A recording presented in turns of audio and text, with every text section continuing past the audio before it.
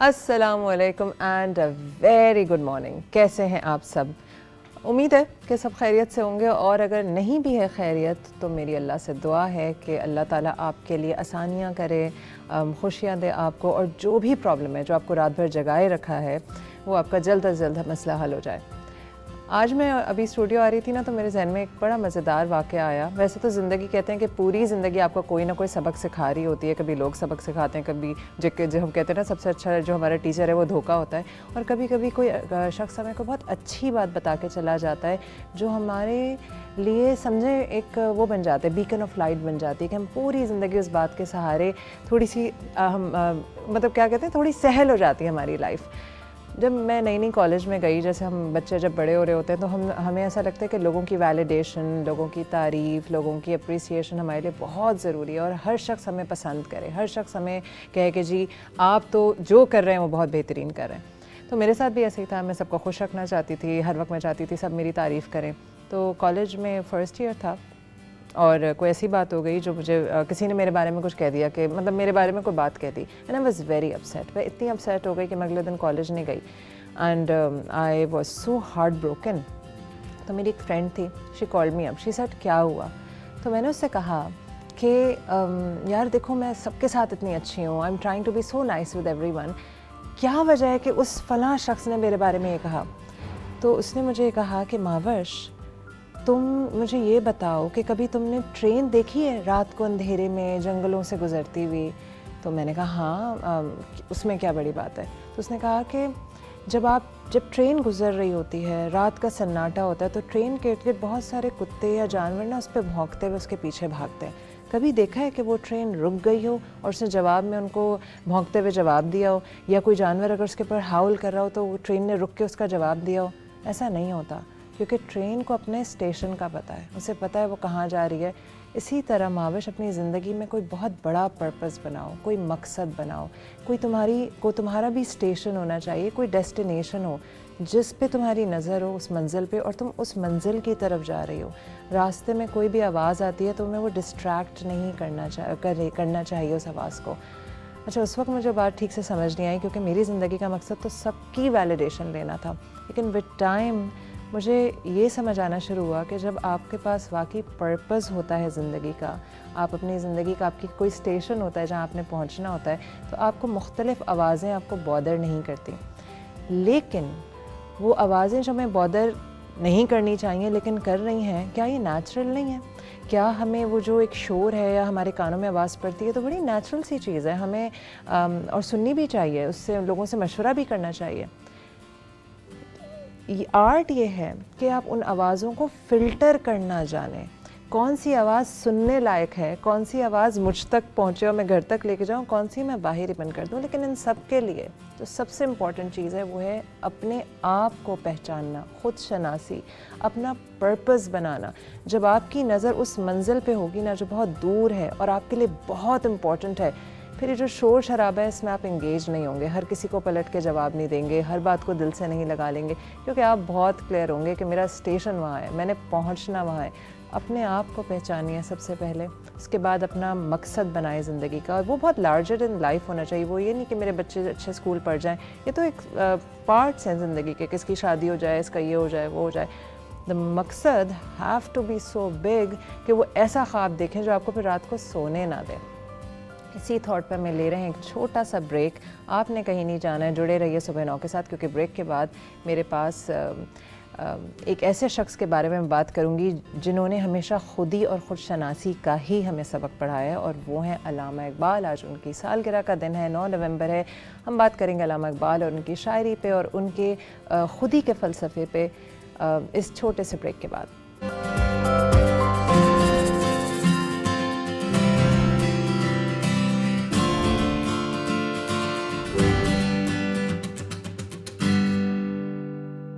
Welcome back after the break.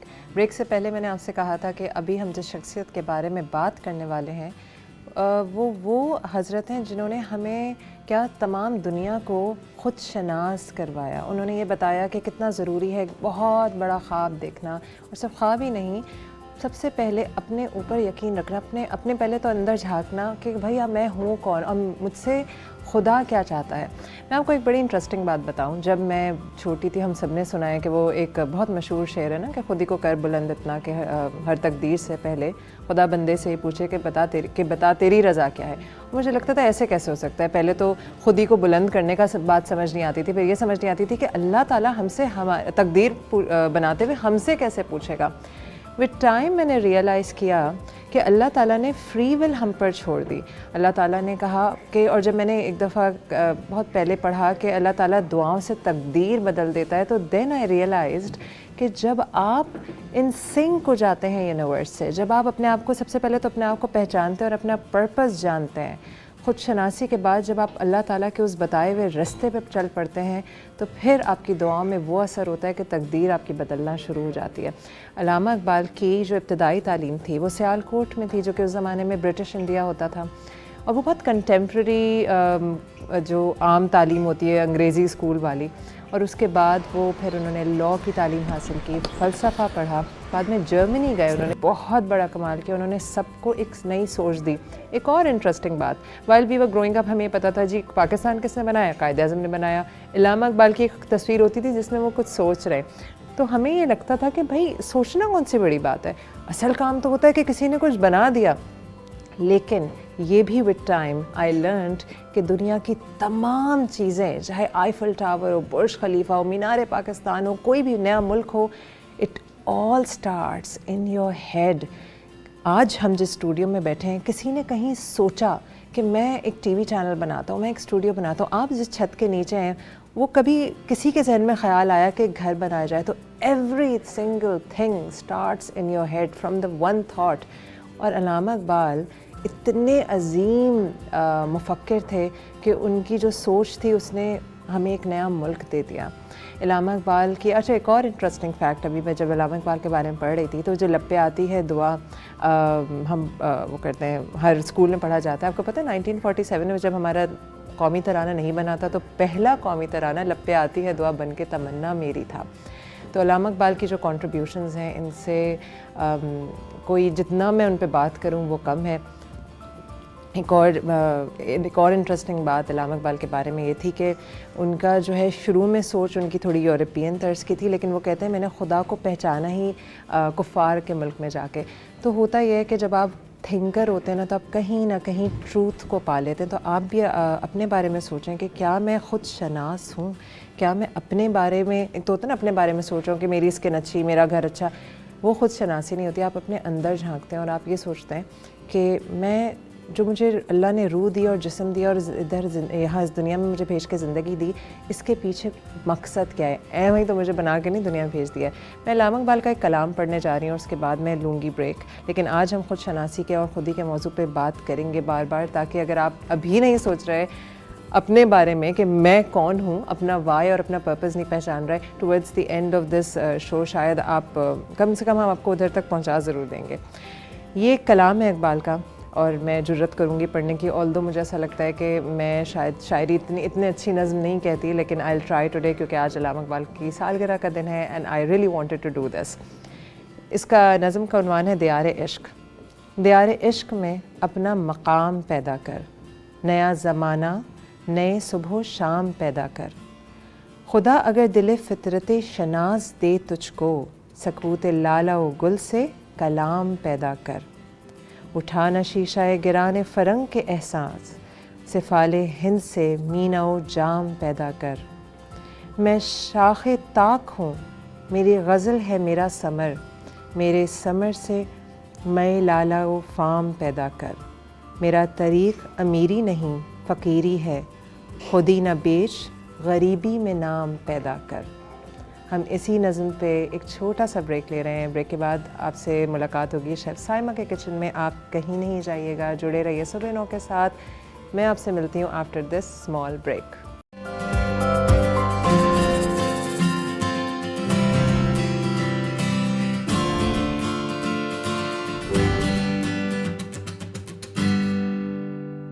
Welcome back after the break.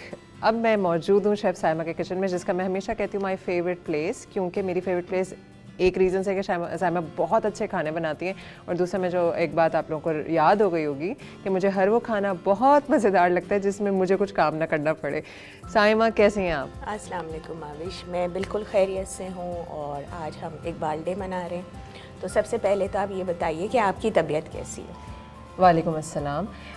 मैंने कल क्या कहा था, मेरी तबीयत कितनी भी ख़राब हो मैं सुबह उठ के अपने मासूम से ब्रेन को मैसेज देती हूँ कि मैं बिल्कुल ठीक हूँ, और थोड़ा ब्रेन यकीन कर लेता है और मेरी बॉडी बिल्कुल सही हो जाती है। तो आपके सामने हो नहीं, आज माशाल्लाह आज माशाल्लाह आप में इम्प्रूवमेंट नज़र आ रही है। ब्रेन को बेवकूफ़ बनाया हुआ है, वरना आपको मेरी आवाज़ और गले से हुई।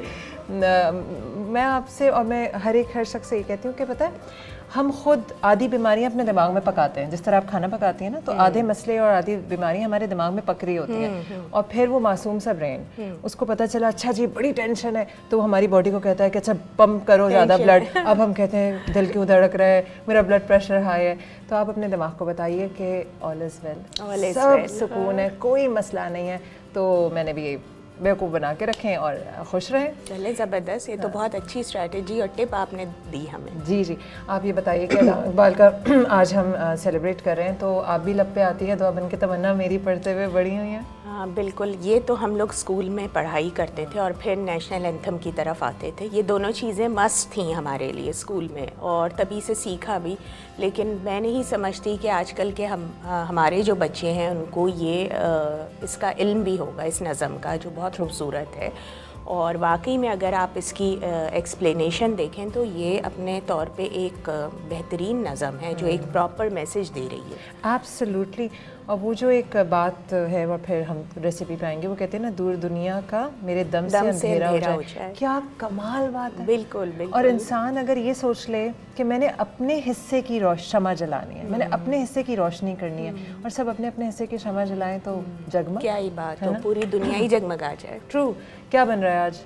आज माविश हम जो है वो ढाबा पे बनने वाली चना दाल की रेसिपी लेकर आए हैं, और मुझे लग रहा है के साथ खाता है, पराठे या नान के साथ वहाँ पे गरम मिल जाती है। लेकिन मुझे अब ऐसा लग रहा है कि ढाबा वाले जो है ना मेरा बहुत जल्दी बॉयकॉट कर देंगे, क्योंकि मैं ढाबे बंद करा दूँगी। और जिस तेज़ी से मैं ढाबा वाली रेसिपी सिखा रही हूँ, तो भाई यकीनन उसमें भी काफ़ी ऑयल है ना। ऑयल होगा, बिल्कुल। तो फिर आप चले ढाबे बंद होंगे, मगर कार्डियोलॉजिस्ट के पास ज़्यादा रश लगेगा। नहीं, अल्लाह ना करे कि कार्डियोलॉजिस्ट के पास ज़्यादा रश लगे। हम थोड़ी सी हेल्दी साइड पे रहते हुए सिखाएंगे इसको। तेल तो गिरा दें, वो लोग तो ज़्यादा डालते हैं, लेकिन हम इसको तेल को रिमूव करके और दोबारा ऊपर से पोर करना भी सिखाएंगे, ताकि जिसको डालना हो वो डाले, जिसको नहीं डालना हो वो ना डाले। इस पर एक छोटा सा लतीफ़ा फिर आप शुरू कीजिएगा। वो कहते हैं जब हम समोसे तलते हैं और समोसे निकालते हैं पेपर के ऊपर, तो हम उसे टिश्यू से जो दबा के उसका तेल निकाल रहे हैं, असल में अपने गिल्ट को साफ कर रहे होते हैं, कि जो गिल्ट होता है ना, तो ये वो है डाइट कोक, समोसे में से तेल निकाल देना, तो डाइट दाल। चले बताइए इसमें क्या इंग्रेडिएंट्स हैं? अच्छा माविश, इंग्रेडिएंट्स तो मैं भी बताती हूँ आपको। पहले इंग्रेडिएंट्स बता दूँ, वरना मैं कुछ दालों के फ़वाइद भी शेयर करना चाह रही थी यहाँ। अगर मैं चाह रही थी कि दालों के फ़वाइद हम एंड में शेयर हाँ बिल्कुल श्योर बिल्कुल कर सकते हैं। इस वक्त जब आप डिश आउट करती हैं तो कुछ हमें बताइएगा कि ठीक है, बिल्कुल डन हो गया। तो अभी हम शुरू करते हैं ना। मैं शुरू करती हूँ। अच्छा माविश, अब चूँकि दाल है तो दाल तो मेन इंग्रेडिएंट है इसका, ठीक है। इसको हमने ये मैंने यहाँ पे जो है 1 कप दाल ली थी और इसको बॉईल कर लिया था। हल्दी 1 टीस्पून हल्दी और 1 टीस्पून नमक डाल के, और हाफ़ टी स्पून या 1 टीस्पून के बराबर ऑयल ले लीजिए। इसको बॉईल कर ले, फुल बॉईल कर लीजिए, ठीक है। और थोड़ा सा ना पानी छोड़ दें इसमें दाल का। आपने इसमें नमक डाला? मैंने नमक डाला है, हल्दी डाली है, ऑयल डाला है, ठीक है। और थोड़ा सा पानी, जब ये ऑलमोस्ट डन के करीब हो, आप चूल्हा बंद कर दीजिए। हल्का सा आप इसको वो रखें, गीला रहे, ठीक है। उसके बाद इसमें जाएगा मसाला जात में क्या जाएगा। अच्छा, आपने ये तो बॉईल कर ली, ठीक है, ये एक आपका एक पूरा प्रोसेस डन हो गया। इसके अलावा अब हमने इसके मसाले की तरफ आ जाना है। मसाले में हमने इसके लिए हाफ़ कप ऑयल लिया है। ऑयल में हम जो हैं वो 1 टेबलस्पून के बराबर अदरक लहसुन का पेस्ट डालेंगे और उसको फ्राई करेंगे। जब वो फ्राई हो जाएगा तो हम अपने ड्राई स्पाइसेस ऐड करना शुरू करेंगे। ड्राई स्पाइसेस कुछ यूँ हैं, कि हमने इसमें 1 टीस्पून के बराबर सॉल्ट, या इससे थोड़ा कम रख लें क्योंकि हमने दाल में भी सॉल्ट डाला हुआ है, तो उसके हिसाब से आप लोग एडजस्ट कर लीजिएगा। इसके अलावा इसमें जाएगा कुटा हुआ और भुना हुआ ज़ीरा, कुटा और भुना हुआ ज़ीरा। उसको उड़ा दीजिएगा वो जब इधर आए ना जी। तो 1 टीस्पून कुटा और भुना ज़ीरा, जैसी बोला वैसी वो यहीं आ गई। नहीं वो यहीं थी, इंतज़ार कर रही है। और 2 टीस्पून के बराबर पिसा हुआ धनिया जाएगा। फिर हमारे पास यहाँ पे दही है, हम दही का इस्तेमाल करेंगे। अच्छा, इसमें दही भी? जी, वो मैं आपको प्रोसेस मेथड भी बता दूंगी कि हमने इसको कैसे करना है। हल्दी, चूँकि ऑलरेडी पहले हम 1 टीस्पून दाल में डाल चुके थे, अब हम 1/2 टीस्पून दाल में हल्दी डालेंगे मसाला भूनते हुए। 1 टीस्पून रेड चिली पाउडर लेंगे, अगर कोई इससे कम खाना चाहता है तो वो कम भी ले सकता है। 1 टीस्पून ही हम कश्मीरी लाल मिर्च का पाउडर ऐड करेंगे फॉर मोर कलर इन्हेंस करने के लिए। इसके अलावा इसमें 1 टीस्पून खटाई पाउडर जाएगा। और आखिर में हम गार्निश के लिए गरम मसाला, कुछ साबुत ड्राई रेड चिलीज़ हैं यहाँ पे मेरे पास, और कटी हुई फ्रेश ग्रीन चिलीज़ हैं, वो डालेंगे फॉर गार्निशिंग, और ऊपर से जिंजर जाएगा। तो अब मैं इसका मेथड भी एक्सप्लेन कर देती हूँ। मेथड में हमने ये करना है कि हमने चने की दाल उबाल के रख ली है। आपने एक कढ़ाई में, बल्कि मैं यहाँ पे स्टार्ट करती हूँ, प्रोसेस भी साथ साथ मैं जला ये अब जल गया। हाँ जी, ये जल गया, हाँ जल गया। ये इसको यहाँ रख दीजिए। हमने ऑयल डालना है अपना देगची में, और 1/2 कप ऑयल हम ले लेते हैं अभी फ़िलहाल के लिए। 1/2 कप ऑयल डालेंगे। बाद में इस ऑयल का क्या करेंगे फ़िलहाल जो कह रही हैं आप? इसको भी हम मसाला भून के ना, जो ऊपर ऑयल आ जाएगा उसको हटा लेंगे। नहीं, आप कह रही हैं अभी 1/2 कप ऑयल ले लें। 1/2 कप ऑयल, ये तो यहाँ पे ज़्यादा ऑयल है। अच्छा, तो उसके हिसाब से मैंने हमें डाला 1/2 है। ही लेना है इसका। हमने 1/2 ही लेना है। जो रेसिपी कार्ड जो है ना, वो दिया हुआ है बिल्कुल मेजरमेंट्स के हिसाब से, ठीक है। तो आप उस मेजरमेंट को ऊपर नीचे कर सकते हैं, ठीक है। अगर किसी ने ज़्यादा दाल बनानी है तो आप फिर आप बढ़ा के ले लीजिए।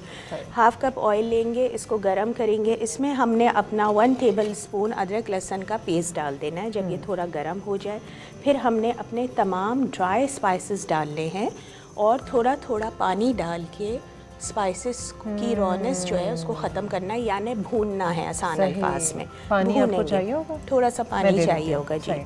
आप जब तक ये डालेगा। अच्छा, उसके बाद माविश हमने ये करना है कि जैसे ही मसाले थोड़ा सा भुनना शुरू हो जाएंगे और ऑयल हल्का हल्का आपको ऊपर से नज़र आना शुरू हो जाएगा, तो हम इसमें, यहाँ पर मैंने तकरीबन 4 दरमियाने साइज़ के टमाटरों को पीस लिया है। ब्लेंडर में आप सिंपली पीस सकते हैं इसको, या अगर वही बात है आप पीसना नहीं चाह रहे तो आप डायरेक्ट टमाटर भी छोटे छोटे काट के डाल दें, ठीक है, मसाले के साथ, ठीक है। जब मसाले पे ऑयल आ जाए तो अब हमने टमाटर डालना है।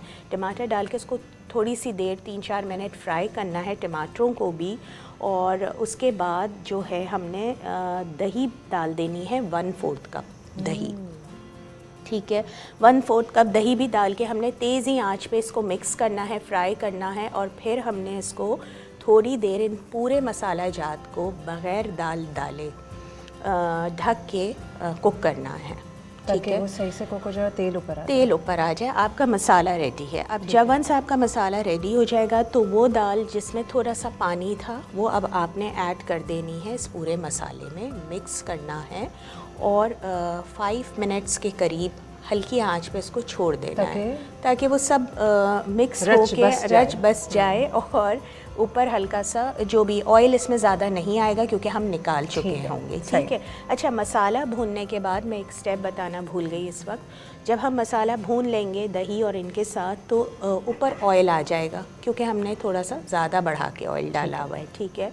उस ऑयल को आपने रिमूव कर लेना है, ठीक है, मसाले में से, और फिर आपने दाल डालनी है, मिक्स करना है सारा, और थोड़ी देर हल्का सा दम पे रख देना है।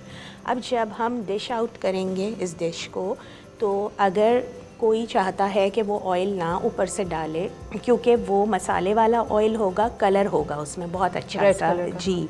तो हम उसको ऊपर से पोर करेंगे ऑयल Serving को, के time पे। सर्विंग के टाइम पे गार्निश करेंगे और सर्व ठीक है, करेंगे। तो अब हम काम शुरू करें। बिल्कुल, हम काम शुरू करते हैं। तेल में जो लग रहा है ज़्यादा तेल गर्म हो हाँ गया इस हल्का वक्त। कर दीजिए हल्का थोड़ा सा। करिए। आप डालिए, मैं और मैं चमचा भी चला देती और हूँ। आप थोड़ा सा पीछे भी रहें। आप चलाएं, मैं आपको पानी दे रही हूँ।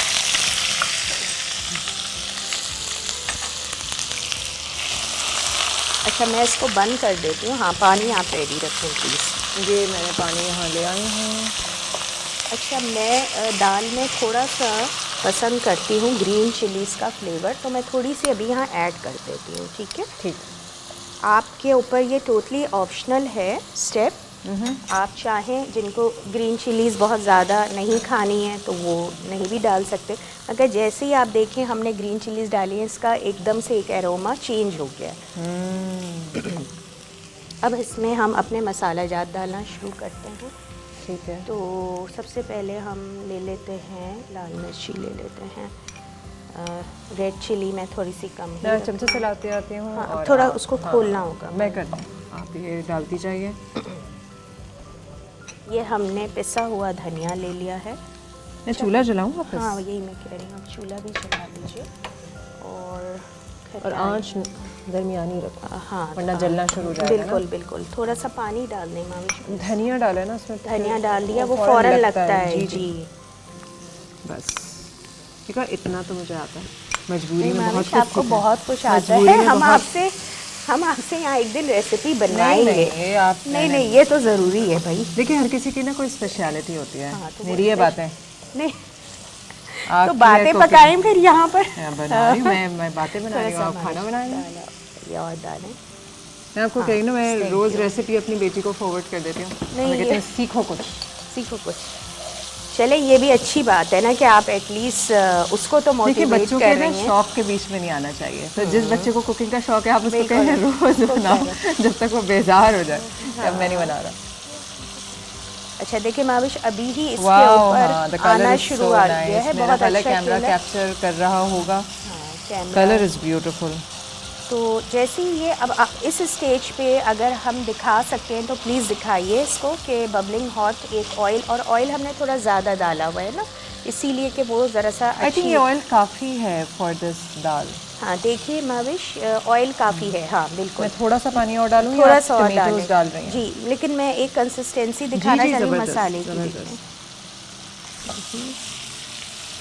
अच्छा, अब मैं इसको टमेटोस कि आज मैं यही सोच रही थी कि क्या कोई दाल बनाई जाए, तो ये आप ये हाँ, ये आज हमारे यहाँ ज़रूर बनने वाली है। ट्राई करें। अच्छा, मैं नमक वगैरह डाल चुकी हूँ। अच्छा, चने की दाल बनाना भी एक आर्ट है। आज ज़्यादा ही मेहमान है। असल में ये नहीं जा रहा, इसको ना चूल्हे का डर है ना किसी और मसाले का। मुझे डर है ये है कि ये पकना जाए, यहाँ पे एक्स्ट्रा लैंड प्रोटीन ना हो ऐड हो जाए, जाएगा। हमारी डिश में ना लैंड हो जाए। कह रही हूँ ना, एक्स्ट्रा प्रोटीन है। अच्छा मैविश, हम इसको तेज़ आंच करेंगे। थोड़ी सी तेज़ आंच कर लें ताकि वाटर जो है इसका टमाटरों का पानी वो खुश्क होना शुरू हो सही जाए। है। ज़रा सा ये बबलिंग हॉट होगा टमाटर, तो ही हम दही भी डाल देंगे और फिर मैं थोड़ी देर के लिए इसको कुक करूँगी सही है। ढक के, कि मसाला अच्छे से भुन जाए, उसकी रॉनेस ना आए। ये भी ना हो कि इतनी तेज़ फ्लेम ना हो कि आपका मसाला ही कुक ना हो। हाँ देखें आप। हाँ, मैं समझ गई। और मैं ये थोड़ा आखिर में सा- मसाला दिखाना चाहूँगी कि हमें किस कंसिस्टेंसी का मसाला चाहिए, अभी नहीं। दाल मिक्स करने से पहले मैं दिखाना चाहूँगी मसाला। वो तो ये रिकॉर्ड हो रहा होगा ना। ठीक है, सही है। रिकॉर्डिंग में फिर सारी चीज़ें आ जाएंगी तो हमारे व्यूअर्स को भी फिर समझ आएगा, वरना फिर ये ना हो कि बहुत सारे लोग इसी स्टेज पे ना डाल दें, तो वो हमने नहीं करना है क्योंकि दाल बिल्कुल कुक्ड की हुई है। अगर हम इसको फिर मज़ीद इसमें डाल के पकाएंगे पानी के साथ, वो अपना पानी छोड़ेगी, वो मलीदा हो जाएगी। तो हमने वो मशी दाल का टेक्सचर नहीं देना है, थोड़ी सी खड़ी दाल खड़ी को हो। खड़ी रखें। और ये गलती अक्सर लोग करते हैं कि वो दम इतनी देर दे देते हैं, या जब हम मिक्स सब्जी की भी बात कर रहे थे जी। कि वो पूरी सब्जी आपस में घुल मिल जाती है और इतना घुलना मिलना भी अच्छी बात नहीं है कि आपका खाने का फ्लेवर ही ख़राब हो जाए। हाँ बिल्कुल। अच्छा, कहीं कहीं तो कोई चीज़ वाकई में बहुत अच्छी गली हुई या जिसे हम मलीदा कह रहे हैं, बनाते हैं हलीम, हाँ, उसमें तो ज़रूरत होती है ना, आप घोटा लगाते हैं, घोटा लगा। ये दाल जो है हम चूँकि रोटी के साथ खाएंगे, चावल के साथ नहीं खा रहे, इसलिए हम इसका टेक्सचर रोटी वाला ही रखेंगे, चावलों वाला नहीं रखेंगे। तो देखिए माविश, इसको मैंने अब हम इसको हल्की आंच पे पकने के लिए छोड़ें। जी, मैं थोड़ी सी दही को जो है वो अच्छे से मिक्स कर दूं, वरना दही क्लम्स बना लेगी सारा। और जब तक आप अगर ब्रेक लेना चाहें तो ब्रेक लें। हम जब तक ये दाल में ये चमचा चला रही हैं और इसकी दही को जो है अच्छे से मिक्स कर रही हैं, हम जा रहे हैं एक ब्रेक पे। ब्रेक के बाद मेरे साथ मौजूद हैं योगी वजाहत, और हम बात करेंगे थोड़ी सी खुद शनासी पे, और ना सिर्फ खुद शनासी पे, हम ये भी बात करेंगे कि जो है वो कहना बहुत आसान होता है खुदी और खुद शनासी, लेकिन ये असल में है क्या। हम लोगों को लगता है कि मैं तो अपने आप को जानता हूँ और हम मुझसे बेहतर तो कोई जानता ही नहीं है मुझे कि मैं क्या महान इंसान हूँ। लेकिन हम ये बात करेंगे खुद शनासी के ऊपर आफ्टर दिस ब्रेक। आपने कहीं नहीं जाना है, जुड़े रहना है सुबह 9 के साथ। I will see you right after this short break.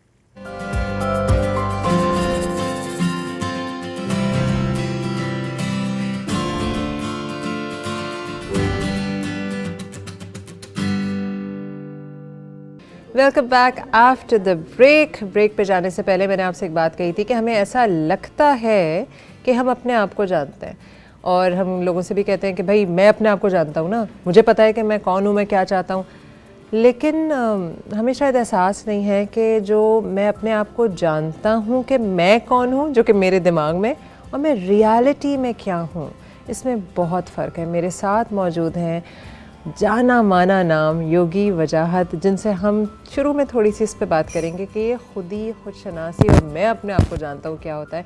अस्सलाम वालेकुम। वालेकुम अस्सलाम व रहमतुल्लाहि व बरकातहू। क्या हाल चाल? अल्लाह का बड़ा एहसान है, अल्हम्दुलिल्लाह। वजाहत भाई, ये हम कितना सुनते हैं ना, हम किसी से कुछ कहते हैं, उसको कोई मशवरा देने की कोशिश करते हैं, उससे पहले कहते हैं एक मिनट मैं जानता हूँ मैं कौन हूँ। तो ये क्या जो खुद शनासी है वो वाकई आपको लगता है कि इंसान अपने आप को जानता है? क्या वो वाकई खुद शनास है, और सिर्फ वो जानता है जो उसको लगता है कि मैं अपने आप को जानता हूँ? आपने बहुत अच्छी तमहीद बांधी, लेकिन मैं एक लफ्ज़ कहना चाहूँगा। खुद शनासी और ख़ुद परस्ती में फ़र्क होता है। क्या बात है? खुद आगही में फ़र्क होता है। खुद शनासी अलग बात है, खुद आगही अपनी अलग बात है, खुद परस्ती अपनी बात अलग बात है। आम तौर पे लोग खुद परस्ती में मुब्तला हैं, बिल्कुल समझ रहे हैं कि खुद आगही है, और फिर उसके बाद कहते हैं खुद शनासी की तरफ चले गए।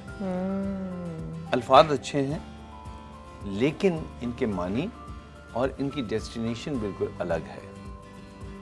इनका जो मुकाम है, इनकी जो मंजिल है, वो अलग है। देखिए, अगर इंसान खुद शनासी से आगाह होता, या उसमें मुब्तला तो नहीं कहेंगे, उसमें उस पर पूरा प्रेशर होता, या ये कह लिए खुद शनास होता, तो फिर नबी ना आते, पैगंबर। वो बताने वाले ने भेजे हैं कि तुम जो समझते हो वो नहीं है दुरुस्त, तुम्हें इस तरह नहीं समझना, इस तरह समझना है।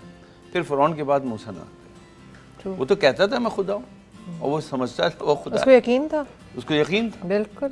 और इतना यकीन था कि खुदा के आगे खड़ा है और एक ऐसा फ़ैसला सादिर कर रहा है जो कि क़तन दुरुस्त नहीं है, लेकिन वो समझता है दुरुस्त है, तो बताने वाला कोई तो बताएगा। तो वो लम्हा जो है वो खुद परस्ती का था, जबकि वो उसको खुद शनासी या खुद आगही समझ रहा है। यही कसूर हम हर फ़िरौन में है जो अपने अपने ज़माने में पैदा होता है, चाहे वो मेरे अंदर ही क्यों ना हो। इतनी आपने खूबसूरत बात की, और जब आपने कहा ना फ़िरौन, तो हम जब बात करते हैं फ़िरौन की, हमें लगता है वो हज़ारों साल पुराना, वो अपने आप को खुदा कहता था। हम सब में कहीं ना कहीं छोटे बड़े खुदा मौजूद हैं, और समझ लें कि एक बुत हमने अपना बनाया, हम उसी को पूज रहे हैं, इसीलिए हम समझना ही नहीं चाहते। वजाहत भाई, मेरा योगा मैंने कोई 11 साल पहले शुरू किया था, और मुझे ऐसा लगता है कि मेरी ज़िंदगी में आज जो एक सुकून आया है या ठहराव है मेरी पर्सनालिटी में, उसमें योगा का बहुत हाथ है, मेडिटेशन का। तो जब मुझे पहली मरतबा, जिस तरह मैं ऑफर आपसे ज़िक्र करी थी कि जब मेरी पहली दफ़ा जो मेरी टीचर थी, उनको मैंने कहा मुझे ये प्रॉब्लम है, वो प्रॉब्लम है, मेरी ज़िंदगी ये मसला है, तो उन्होंने कहा माविश, तुम्हारी ज़िंदगी के तमाम मसले का एक ही जड़ है। मुझे लगा भी किसी और का नाम लेंगे। उन्होंने कहा तुम पहले अपने आप को तो पहचानो। तो उसमें मुझे मेडिटेशन ने हेल्प किया। मुझे बताइए, आप लोगों को बताएं कि how does it help. Yoga हम कहते हैं भाई योगा नहीं, ये तो हमारे मज़हब का पार्ट नहीं है, लेकिन मुझे उस योगा ने अल्लाह तक पहुंचा दिया। तो हाउ डज़ इट हेल्प? देखिए, योगा एक ऐसा इल्म है जिसमें आपको आसन पोस्चर्स भी मिलेंगे, आपको ब्रीदिंग एक्सरसाइजेज भी मिलेंगी, लेकिन ध्यान धरना और फिर समाधि तक जब हम जाते हैं तो ये जो स्टेप हैं ये हमारे एक सेल्फ, जिसको हम कहते हैं रियलाइजेशन, आगही, जैसे अभी हमने बात की शनासी की तरफ ले जाते हैं। आप बुद्धा को ले लीजिए, आप जिस भी हस्ती को लें जिसने माशरे में तब्दीली की है, आप देखें उससे थोड़ी देर पहले या कुछ दिनों पहले कुछ लम्हे पहले उनको माहौसाल उनके क्या थे, खुद आगही की तरफ थे। दो फ़र्क हैं आगही में, एक सूफ़ी की आगही है और एक नबी की आगही है, पैगंबर की। सूफ़ी जब खुद आगही में जाता है तो अपने आप को गुम कर देता है, लेकिन जब नबी खुद आगही की तरफ जाता है तो माशरे में आके आश्कार करता है कि वो कैसे आश्कार हुआ हकीकत से। सूफ़ी की हकीकत पा लेना, अपने आप को गुम कर देना है, मस्त हो जाना है। लेकिन नबियों, पैगंबरों और अल्लाह के भेजे हुए जो विजयत किए हुए शख्सियात हैं, जब उनको आगही मिलती है तो वो माशरे में आते हैं और माशरे में अमली तौर पे बताते हैं, माशरे को जगाने का अमल करते हैं। फिर वो सोते नहीं हैं, जगाते हैं। तो मुख्तलिफ़ तरीक़े हैं किसी भी हकीकत को जानने के। योग में जब हम जाते हैं तो हम देखते हैं कि इंसान में जो खुद परस्ती है वो दरअसल माशरती जो अक़दार के साथ या माशरती ताल्लुक़ात के साथ जो उसको मिला है उसके तईं वो अपने ऊपर लागू करता है। हाँ, ये एक लिबादा भी है अपनी गलतियों को छुपाने का और ये बताने का मैं ही दुरुस्त हूँ। लेकिन जब आप मेडिटेट करते हैं, बैठते हैं और अपने ही अंदर जाने की कोशिश करते हैं और जिसने अपने आप को पाया उसने रब को पाया, उस तरफ जाते हैं, तो आपको बैठना पड़ता है। आपको किसी और की तरफ तो ध्यान देना नहीं पड़ता, आपको तो अपने ही अंदर भीतर में देना पड़ता है। बिल्कुल। और जैसे ही आप अपने अंदर उतरते हैं आप खौफज़दा हो जाते हैं। यकीन कीजिए, अंदर के अंदर अपने अंदर जाना इस कदर खौफज़दा करता है कि वहाँ इतना कचरा पड़ा है, इतनी गंद पड़ी है, इतनी सड़ी बदबू आती है कि लोग सोचते हैं कि इससे बाहर चले जाएं, कम से कम फूल नज़र तो आते हैं, लालो रुखसार नज़र आते हैं, लोगों से बात कर लेते हैं। वो लोग नजर हम लोगों की तरफ ध्यान देने लगते हैं और यहाँ से ध्यान हटाते हैं। या वो लोग नज़र आते हैं जिनको मेरी गंद दिख नहीं रही, तो वो मुझे उसी तरह इज्जत दे रहे हैं। जी जी। और देखिए ना, परफ्यूम बना क्यों था? इसीलिए बना था कि जो लोग नहीं नहाते थे, फ्रांस में नहीं नहाते थे, नहीं नहाते थे ना, तो उनको कुछ चाहिए था बदबू दूर करने के लिए, तो परफ्यूम लगा लिया। आज तो नहाने के बाद लोग परफ्यूम लगा लेते हैं, वो नहाते नहीं थे इसलिए परफ्यूम लगाते थे। बहरहाल एक अच्छा, मैं इस पे यहाँ पे कनेक्ट करूँगी। जैसे हम अल्लामा इकबाल की बात कर रहे थे और उन्होंने खुद शनासी पे बहुत फोकस ही उनका उसकी शायरी का यही था। जैसे मैंने कहा ना कि हम एक शेर सुनते हुए बड़े हो गए थे, खुद ही को कर बुलंद इतना कि हर तकदीर से पहले खुदा बंदे से पूछे बता तेरी रज़ा क्या है। मुझे बताएं कि अल्लामा इकबाल की जो ये खुद शनासी है, जो कि हमारी कौम को, क्या हम सबको किसी को समझ ही नहीं आई है, कुछ इस पर रोशनी डालें। कुछ मैं समझना चाहूँगी कि ये जो खुदी की वो बात कर रहे हैं, क्या ये वही खुदी है जो हम योगा में हैं, या how do you connect it? आपने एक बहुत छोटे से इंसान से बहुत बड़ा सवाल कर दिया। अल्लाह ताला मुझे तौफीक दें कि मैं अपनी बात आपके सामने बयान कर सकूं। अगर आप मुझसे कहें कि सौदा, मीर, गालिब और इकबाल, तो आप किसका इंतखाब करेंगे? मेरा पहला इंतखाब इकबाल होगा। सही, अल्लामा इकबाल, हकीमतुल उम्मत। इसलिए कि वो सिर्फ शायर नहीं है, वो एक लफ्ज़ हमारे यहाँ बहुत कॉमन हो गया, मोटिवेशन। वो पूरा इंस्टीट्यूशन है ना, वो उसका इंस्टीट्यूशन है। एक ऐसी शख्सियत जो एक ग़ुलाम माशरे में पैदा होती है, उसकी सोच क्या होनी चाहिए थी? गुलामाना। लेकिन ऐसा तो नहीं देखते। आज जिस हस्ती की सालगिरह हम मना रहे हैं, अगर हम देखें तो 1838 में वो इस दुनिया से गए, यानी पाकिस्तान बनने से पहले। लेकिन देखे क्या गए? उस गुलाम माशरे में आज़ादी की वो लौ, वो रोशनी जो आज भी हमें तरोताज़ा कर रही है। क्यों? आगही के साथ साथ आप देखिए तरबियत और इल्म। अगर आप इकबाल की ज़िंदगी से प्रोफेसर आर्नेट को निकाल दें तो बहुत बड़ा खला हो जाएगा। खुद इकबाल कहते हैं कि मैं अपने उस्ताद, जब उनका इंतकाल हुआ तो इकबाल के मुंह से जो फिलबदी निकले थे, अल्लामा इकबाल के मुंह से, कि आज इकबाल जो है अपने शफीक उस्ताद से महरूम हो गया। ये जो उस्ताद होते हैं ना, ये असल में वो बीज बोते हैं जो बाद में तनावर दरख्त बनता है। इकबाल में खुदी, आगही, फ़लसफ़ा, उसके जो बीज बोए गए थे वो तनावर दरख्त, और फिर हमें एक बाग नज़र आते हैं। उस बाग के फलों का आज हम बींग पाकिस्तानी जो मुस्तफ़ीद हो रहे हैं, ये अलग बात है कि किस तरीके से हो रहे हैं, वो एक बहस अलग बात है, लेकिन फिर भी मैं कहूँगा ये वो बीज हैं, थोड़े बहुत लोग जो बाग वही उसी बाग से फल आए हैं। इकबाल की जहाँ जब हम बात शायरी की करते हैं तो वो अशार हैं, अल्फाज तो वही हैं जो आप और मैं बोलते हैं, उसकी तरतीब है, वो तरतीब असल में बिल्कुल उसी तरह काम करती है जैसे किसी मैकेनिक या मशीन के लिए एक पूरा उसका प्रोटोकॉल होता है। तो अगर आप इकबाल की शायरी को लेते हैं तो इकबाल की शायरी सिर्फ शायरी नहीं है, असल में वो किसी भी इंसान की जो रीडिज़ाइनिंग है वो है। और जब भी आप इकबाल को पढ़ते हैं तो थोड़ी देर के लिए आपको लगता है कि आपने कुछ मुख्तलिफ चीज़ सीखी है ना। इकबाल को पढ़ने के लिए ना आपने वो कहते हैं ना unlearn and relearn, yes of course, आपको अपने आप को मिटाना पड़ता है, क्योंकि अगर आप अपने यूनिकॉर्न से नीचे, खुद परस्ती के यूनिकॉर्न से नीचे बस नहीं बस उतरेंगे, आपने मेरे लफ्ज़ वो तो मैं यही कहना चाह रहा था, नहीं कुछ सीख सकता। देखिए आगही का अमल ज़ात को थोड़ी देर के लिए, फ़ना तो नई लफ्ज़ मुनासिब नहीं है, मैं समझता हूँ कि अपने आप को भुला देना चाहिए, फिर आपको पता चलेगा। तो अगर आप अंडू करते हैं तो फिर डू का मज़ा आएगा। बिल्कुल। और यहीं पे इकबाल के हवाले से मैं कहूँ कि मैं तो खैर शायदा हूँ, शिकवा जब पढ़ता था और जवाब शिकवा, तो मुझे लगा कि जब शिकवा मैं पढ़ता हूँ तो मुझे लगता है हाँ यही तो मैं कहना चाह रहा था, लेकिन जब जवाब शिकवा पढ़ता हूँ तो मैं समझ यही तो सुनना था मुझे समझ नहीं आता कि एक ही शख्सियत सवाल भी करती है और जवाब भी देती है, और दोनों जो हैं ऐसा लगता है कि यही तो थे, वरना इसके अलावा तो ज़हन में कुछ आता नहीं है। तो वो पैमाना कहाँ होगा, वो है इल्म। आप अल्लामा इकबाल की ज़िंदगी को देखिए तो मुताला मुताला मुताला मुताला, इल्म इल्म इल्म। आपने PhD फ़िलासफ़ी पे किया, ईरानी फ़िलासफ़ी पे किया, तो आपकी शायरी फ़ारसी कमाल की है, और यही वजह है कि सिर्फ पाकिस्तान में नहीं, ईरान में भी इकबाल हैं और उनका इकबाल बुलंद है वहाँ पे। मसला हमें यह है कि लब पे आती है दुआ बन के तमन्ना मेरी, तो हम पढ़ लेते हैं लेकिन उसको कभी अपने अंदर नहीं जाने देते। True, very true. वो मेरे दम से यूं ही वो दुआ ही बेअसर रह गई ना, बस दुआ ही बेअसर। इकबाल की शायरी का अलमिया यह है कि हमारे साथ ज़बान कि वो हमारे ज़बान पे है, ना अक्ल हमारी पे रूह आई, में ना नहीं दिल पे है, आई।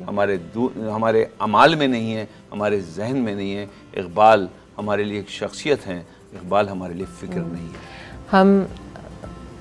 हम इसी थॉट पे एक ब्रेक ले रहे हैं, ब्रेक के बाद आते हैं, इसी बात को कंटिन्यू करते हैं। हम छोटा सा ब्रेक ले रहे हैं और ये इतनी थॉट प्रोवोकिंग और इतनी अवेकनिंग वाली गुफ्तगू है जो कि मुझे ऐसा लगता है कि हम आमतौर पे ना बात नहीं करते, विच इज़ वेरी इंपॉर्टेंट। आप कहीं नहीं जाना, आपने हम छोटा सा ब्रेक ले रहे हैं, वापस आ रहे हैं और इस गुफ्तगू को यहीं से कंटिन्यू करेंगे।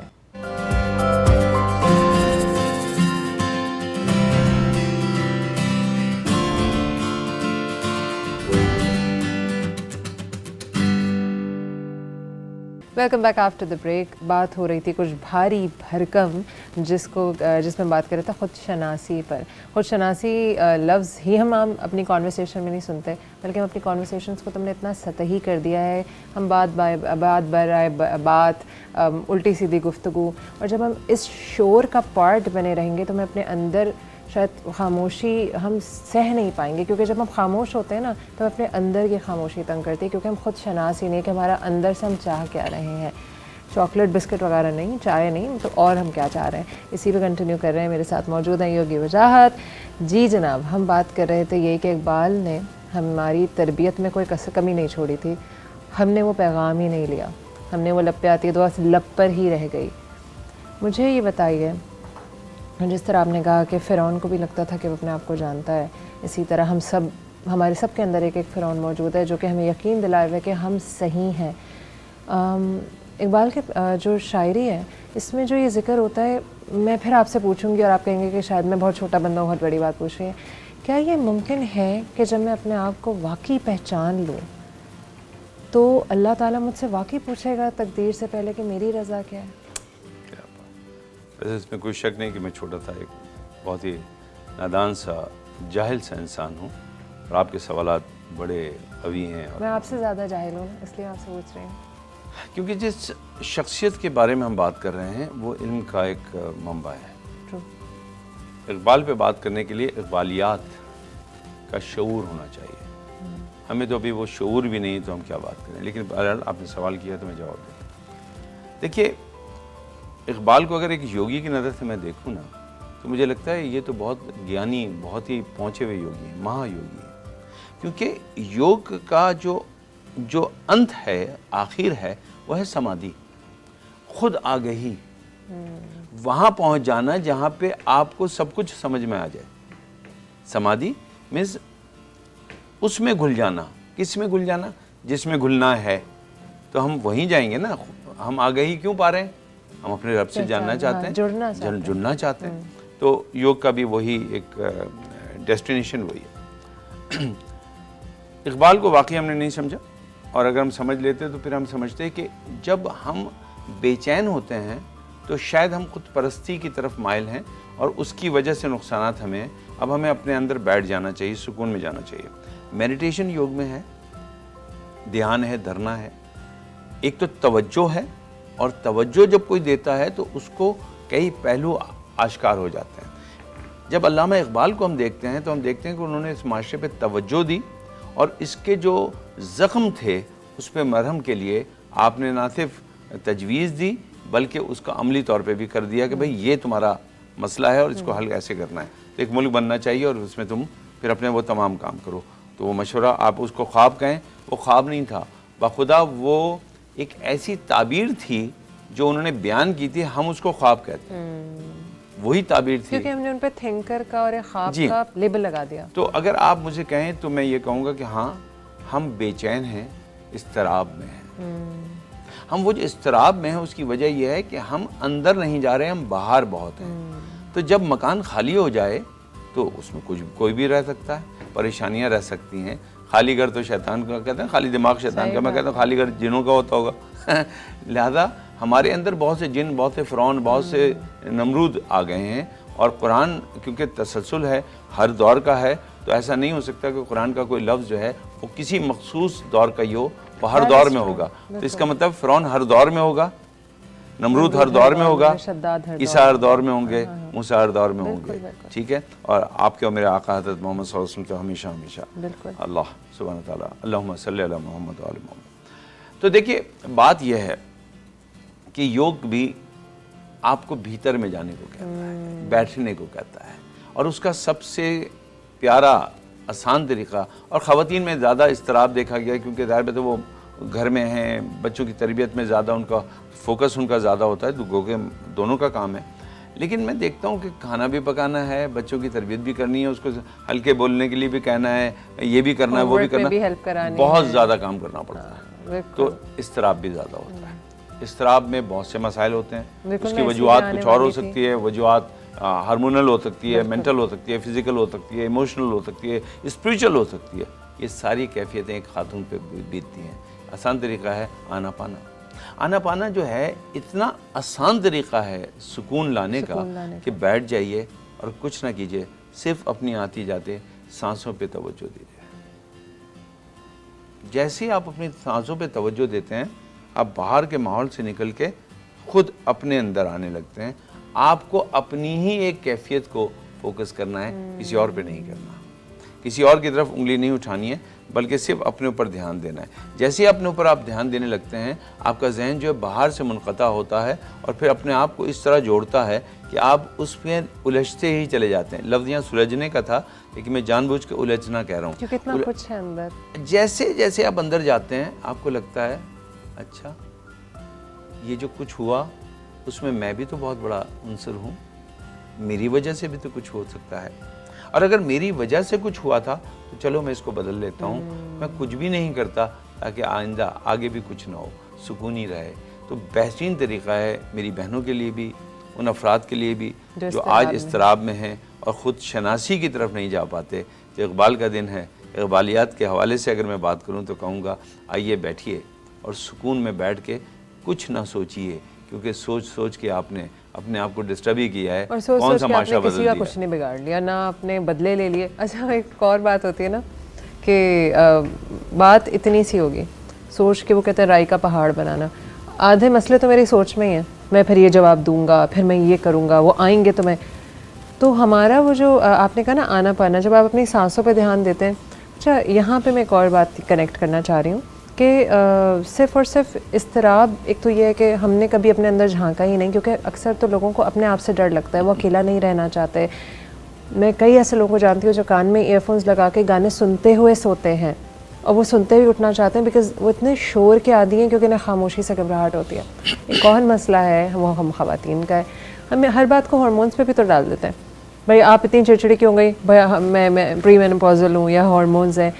योग में या आपकी जो योगा है इसमें हार्मोन्स का कोई एक्सरसाइज, कोई ऐसा इलाज मौजूद है? क्योंकि एक तो आपने कहा कि अपनी सांसों पे ध्यान दें, एक टिप हो गई। दूसरा ये जो हम सारी ख़वातीन अपने तमाम मसलों की वजह शौहर के बाद हार्मोन्स पर डाल रही हैं, उसका क्या इलाज है? शौहर का तो कोई इलाज नहीं होता है, हार्मोन्स का क्या इलाज है?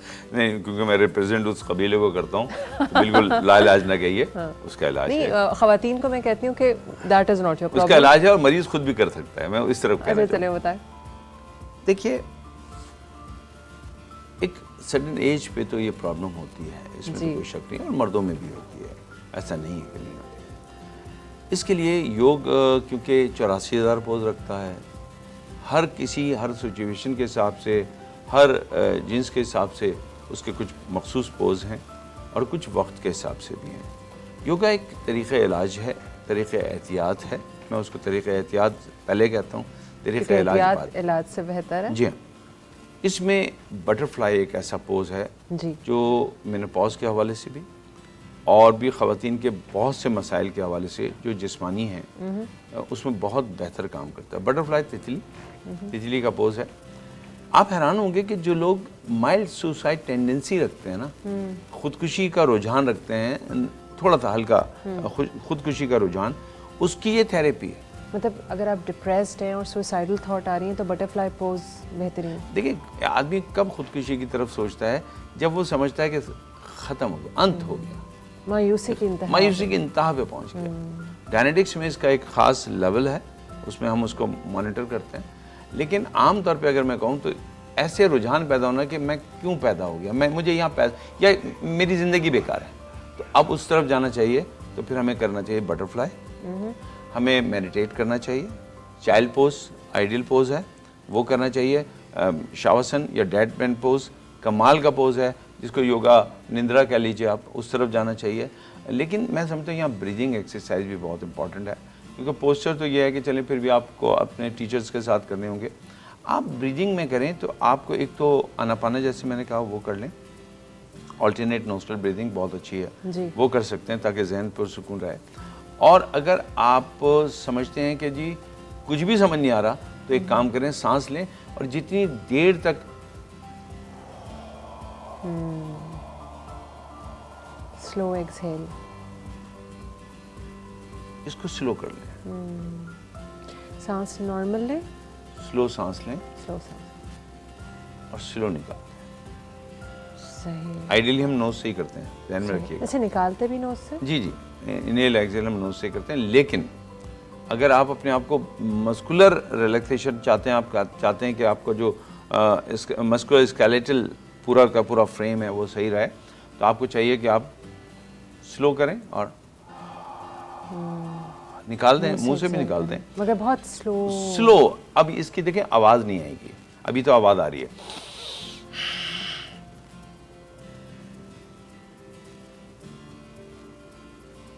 आपको पता भी नहीं चला कि मैंने सांस ली कि निकाली। योग में इसका तरीका ये होता है कि बहुत ही बारीक नरम परिंदे का पर लिया जाता है और नाक के करीब रख दिया जाता है, उसको हिलना नहीं चाहिए।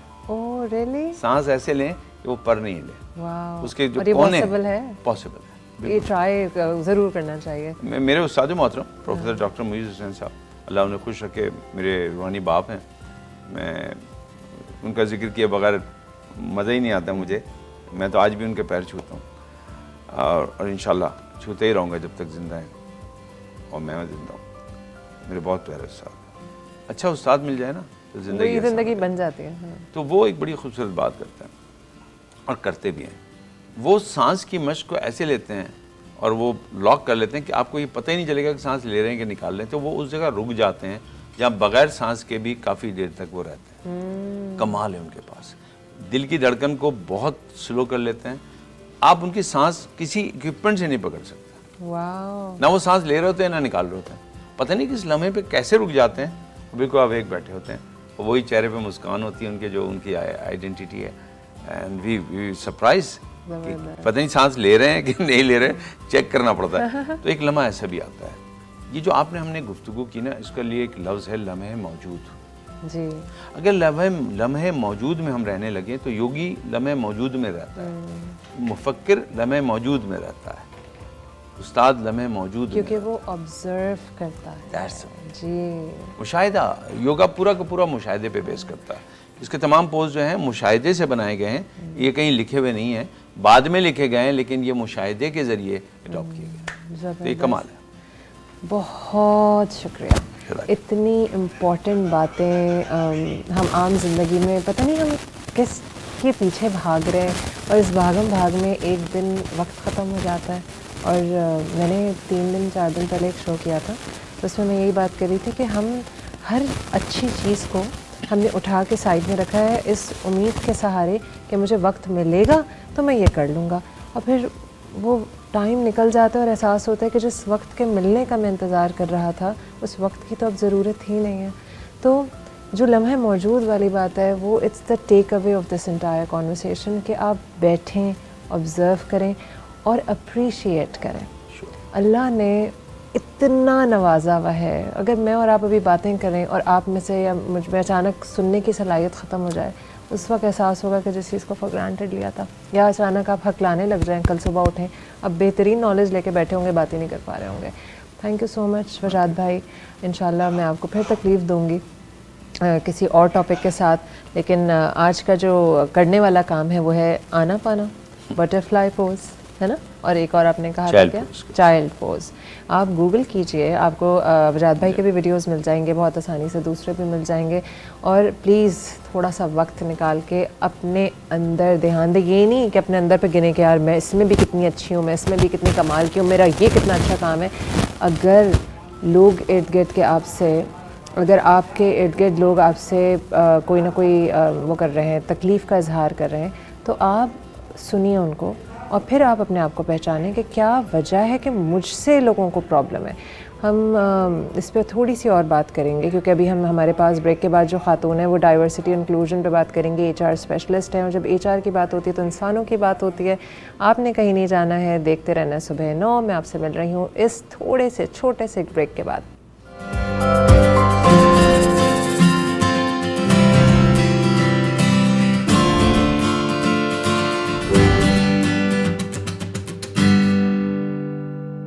Welcome back after the break. आज मैंने जितना खुद शनासी, खुद ही अपने आप को पहचानों की बात की है, मुझे ऐसा लग रहा है कि मेरे लिए भी एक कॉन्वर्सेशन बहुत ज़रूरी थी, क्योंकि क्या होता है, हमें पता सब होता है, लेकिन ज़िंदगी की भागम भाग में हम जो इन्फॉर्मेशन ऑलरेडी होती है उसको भूलते चले जाते हैं और अपने आप से डिसकनेक्ट होते चले जाते हैं। ऑर्गेनाइजेशंस में ये काम जब होता है तो उसको बचाने के लिए एक इदारा होता है, इदारा नहीं, एक डिपार्टमेंट होता है जिसको कहते हैं HR डिपार्टमेंट। HR डिपार्टमेंट बेचारे का ये काम होता है कि अच्छा यहाँ प्रॉब्लम है, चलो इनको ट्रेन करते हैं, इनसे बात करते हैं, और वो पूरे जितना माहौल है कंपनी का या जो लोग हैं उन सबको मैनेज करने में, उन सबको सही रास्ते पे रखने में HR वालों का बड़ा किरदार है, और उनके अपने चैलेंजेस भी हैं। हमारे साथ आज एक HR स्पेशलिस्ट मौजूद हैं जिनसे हम जानेंगे, थोड़ा सा हम बात करेंगे ये खुद शनासी पे कि आप किस तरह हेल्प करते हैं लोगों को रियलाइज़ करने में उनका पोटेंशियल, उनके क्या चैलेंजेस हैं। और एक और बात जिस पे बहुत दुनिया में बात हो रही है वो हो रही है डाइवर्सिटी और इंक्लूजन के ऊपर। ये है क्या भला, हम इस पर बात करने वाले हैं। हमारे साथ HR स्पेशलिस्ट मौजूद हैं सबा उमर। कैसी हैं सबा? आई एम गुड, मैं बिल्कुल ठीक ठाक हूँ। महविश, आप बताएं, how are you? I am good. Saba, मेरा कॉर्पोरेट सेक्टर का काफ़ी सालों का तजुर्बा है, मतलब तकरीबन I been working for past 22 years. ये जब भी कोई मसले होते हैं और जब गड़बड़ होती है या लोगों की बन नहीं रही होती, सीधा उसको बंदे को HR के पास ले जाके बिठा देते हैं। और फिर एचआर वाले अपना जो है ना ये कंपनी के मसले हल करते हैं। तो ये बताइए कि ये जो एचआर में ये सवाल थोड़ा सा डाइवर्सिटी इंक्लूजन से हट के है कि एचआर वालों को पता कैसे चल जाता है कि इस बंदे की जो गलती है इसको मैं मैनेज कैसे करूं, और ये सही कह भी रहा है कि नहीं कह रहा? जी, first of all thank you for having me here H now TV का भी और आपका भी। And secondly being the HR specialist for now more than 22 years, तो जो एक्चुअली एचआर का जो बेसिक एक जेडी है जिसको हम जॉब डिस्क्रिप्शन कहते हैं, जो पार्ट है हमारी कोर फंक्शनल जॉब का, उसमें हमें डेफिनेटली इस चीज़ पे मेंटोर भी किया जाता है, ट्रेन किया जाता है कि how to resolve the conflicts और डिफरेंट जो डिफ़िकल्ट लोग हैं उनको कैसे हमने मैनेज करना है। प्लस हमारी एक अपनी एक्सपीरियंशियल लर्निंग होती है। अगर मैं 22 साल का मेरा तजुर्बा है सिर्फ कोर एचआर का डिफरेंट डाइवर्सिफाइड सेक्टर्स में, कि जिसमें आईटी भी है, जिसमें टेक्सटाइल है, स्टील है, एफएमसीजी है and so on and so forth, तो उसमें हमें डेफिनेटली लोगों को देख के उनसे बात करके, if are interpersonal is good, उनसे बात करने का हमारा तजुर्बा है, तो हमें उनसे बात करके पता चलता है कि उनको क्या ग्रीवेंसेस फर्स्ट ऑफ ऑल हैं। दूसरा, एचआर को ऑर्गेनाइजेशन की पल्स का मालूम होना चाहिए कि ऑर्गेनाइजेशन किस तरफ जा रही है, और उसके लिए फीडबैक और कम्युनिकेशन बहुत इंपॉर्टेंट है। ओपन डोर पॉलिसी बहुत इंपॉर्टेंट है। तो चूँकि मैं जिस इदारे में काम करती हूँ उसमें पॉलिसीज़ मेकिंग एचआर का ही डोमेन है, तो हमारी ये पॉलिसी है ओपन डोर कि कोई भी हमारे पास आना चाहे अपने ग्रीवेंसेस या कॉन्फ्लिक्ट्स लेके, सो दे आर मोस्ट वेलकम। हम उनको वैल्यू करते हैं और उनके ग्रीवेंसेस सुनते हैं, और डेफिनेटली कुछ डिसिप्लिनरी कमेटीज़ भी हमने बनाई हुई हैं। तो हम फैसला सादर नहीं कर सकते because we are not like authorized for that. उसके लिए ऑथराइजेशन के लिए हमारे पास डिफरेंट कमेटीज़ हैं, सो दैट जो एक बाइसनेस का जो एक फैक्टर है उसको हम रूल आउट कर सकें, उसको हम निकाल सकें अपने जो भी हमारा फ़ैसला है। तो उसमें हमारे पास डिफरेंट कमेटीज़ हैं जिसमें ग्रीवेंस हैंडलिंग का पूरा मेकैनिज़्म है। तो ऐसा नहीं होता कि हम किसी की बात सुन के हम फ़ौरन बता दें कि आप सही हैं या आप गलत हैं। तो उसको जज करने के डिफरेंट मेथड्स होते हैं, और एचआर का काम यही है कि वो बाइसनेस के फैक्टर को निकाल के बाकी सारे फैक्टर्स को उसमें, और इमोशनल फैक्टर को भी निकाल दे। क्योंकि ऐसा होता है नॉर्मली जहाँ फीमेल्स होती हैं, ये उनके साथ एक स्टिग्मा अटैच होता है, they are very emotional. So emotional intelligence की आजकल ट्रेनिंग्स भी बहुत हो रही हैं, मैं खुद भी उस पर ट्रेनिंग्स करवाती हूँ। सो हमें उस फैक्टर को निकालते हुए हमें रियलिस्टिक अप्रोच के ऊपर जाना होता है, और डिफरेंट हमारे जो इंक्वायरी के डिसिप्लिनरी प्रोसीजर्स की कमेटीज़ हैं, मेथड्स हैं, मैकेनिज़्म हैं, उसके थ्रू हम ये डिसाइड करते हैं कि अगर हमें उस पे जाना पड़े, कि एक कमेटी को बिठाना पड़े और डिसीजन करना पड़े, तो फिर उसके हमारे पास मुख्तलिफ हमने रूल्स वज़ा किए हुए हैं, उसके तहत हम वो फिर फैसले की तरफ जाते हैं। बिल्कुल। तो यूँ समझा जाए कि अगर एक कोई सक्सेसफुल एचआर पर्सनल है तो उसका एक तो उसको लोगों के बारे में जानने से ज़्यादा उसकी पहले वो अपने बारे में जानता है। जैसे इमोशनल इंटेलिजेंस का पहला रूल है कि you should be able to manage your own emotions in order to manage other people. तो एक अगर एचआर में चलें आप, बहुत सारे लोग नौकरी कर रहे होते हैं, लेकिन जो सक्सेसफुल एचआर प्रोफेशनल होता है उसको आता है the art of managing emotions versus जो कंपनी की पॉलिसीज़ हैं। अच्छा, अब मैं आती हूँ एक टॉपिक पे जो कि दुनिया भर में उस पर बात होती है, that is diversity, equity and inclusion. इस डाइवर्सिटी के लिए बहुत सारे लोग ख़वातीन को अब ज़्यादा हायर कर रहे हैं, इवन ट्रांसजेंडर्स को हायर किया जा रहा है। लेकिन होता क्या है आम तौर पे कि जब आप हायर तो कर लेते हैं, ट्रांसजेंडर्स को भी हायर कर लिया, ख़वातीन का भी इंटेक थोड़ा सा बढ़ा लिया, ज़्यादा इंडक्शन कर ली, लेकिन उसके बाद फिर हैंडल नहीं करना आ रहा होता। तो थोड़ा सा इस पर रोशनी डालिए कि एक तो डाइवर्सिटी बहुत ज़रूरी क्यों है, और उसके बाद अगर आपने लोगों को हायर कर लिया तो हाउ टू मैनेज इट। पहले इम्पोर्टेंस पे बात करते हैं। वेल देखें, डाइवर्सिटी इसलिए इम्पॉर्टेंट है कि हमारे जो जिस घर में हम पले बड़े होते हैं, हमारी ब्रिंगिंग अप जहाँ पे हुई भी होती है, वहाँ भी डाइवर्सिटी होती है। तो diversity is in our blood. अगर मेरे चार बहन भाई हैं तो चारों एक दूसरे से डिफरेंट होंगे, उनकी सिमिलैरिटीज़ कुछ हो सकती हैं लेकिन डिफरेंसेस भी होते हैं, और हम उन डिफरेंसेस को एक्सेप्ट भी करते हैं। So this is the good example of diversity. फिर अगर मैं इसको ब्रॉडर स्पेक्ट्रम पे लेके जाऊँ तो हम फिर स्कूल और कॉलेजेस में जाते हैं, वहाँ हमारे कुछ फ्रेंड्स होते हैं, कुछ हमारे न्यूट्रल दोस्त होते हैं, तो that is again a example of diversity. And organization level पे इसलिए ज़्यादा इम्पॉर्टेंट है क्योंकि आपको आउट ऑफ द बॉक्स सोचना है। एक ऑर्गेनाइजेशन जहाँ है उसको आगे जाने के लिए different opinions, different thought processes की ज़रूरत होती है। तो जो भी सिमिलैरिटीज़ और डिफरेंसेस हैं लोगों के, अगर हम उसको एक्सेप्ट नहीं करेंगे, जिन लोगों को हम इंडक्ट कर रहे हैं, अगर हम सारे एक जैसे लोगों को कर लेंगे तो डेफिनेटली हमारी जो डाइवर्सिटी है, जो 3 तरह की डाइवर्सिटी होती है। लेगेसी होती है, जैसे मैंने आपको कहा कि जो हमारे घरों से हम ब्रिंगिंग अप से अपनी लेकर आते हैं। देन एक्सपीरियंशियल हमारी जो है, डाइवर्सिटी होती है जो हम एजुकेशन से सीखते हैं और एक्सपीरियंस से गेन करते हैं। देन हमारी एक तीसरी होती है थॉट डाइवर्सिटी, जो हमारी एक सोच, एक इनोवेशन और क्रिएटिविटी की डाइवर्सिटी होती है। वो बहुत ज़रूरी है अगर आपने किसी ऑर्गेनाइजेशन को आगे लेके जाना है। अगर उसने अपने आप को क्रिएटिव रखना है, इनोवेटिव टेक्नोलॉजीज़ पे जाना है, एडवांसमेंट करनी है, तो डेफिनेटली वो थॉट डाइवर्सिटी बहुत ज़रूरी है।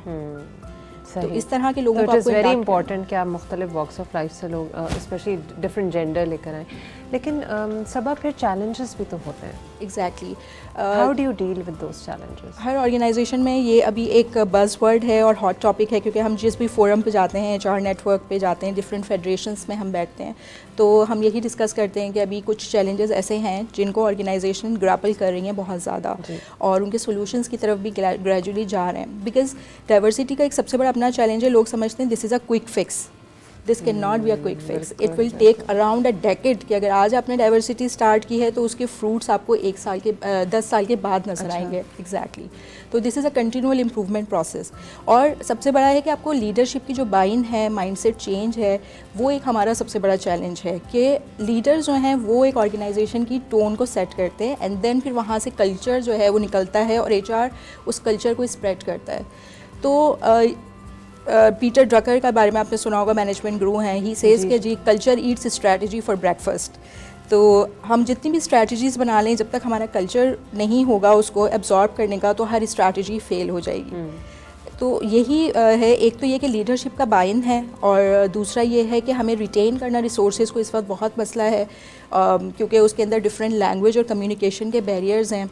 फॉर एग्जांपल आपने ट्रांसजेंडर्स की बात की, अगर हम उनको अपने पास इंक्लूड करते हैं, और ये सेक्टर टू सेक्टर डिफ़र करता है। For example if I talk about very good FMCG of Pakistan, world मतलब ग्लोबल है वैसे तो, मल्टीनेशनल है, बट पाकिस्तान में यूनिलीवर पाकिस्तान की अगर हम बात करें तो राइज विद डिग्निटी के नाम से उन्होंने अपना एक प्रोग्राम लॉन्च किया है, जिसमें वो ट्रांसजेंडर्स को हायर कर रहे हैं और उनको वो माहौल फराहम कर रहे हैं कि वो उनके पास रिटेन करें, सर्वाइव करें और अपने आप को जो है वो प्रूव करें, क्योंकि उनके लिए भी सर्वाइवल एक बहुत बड़ा इशू है, स्पेशली पाकिस्तान जैसे मुल्क में।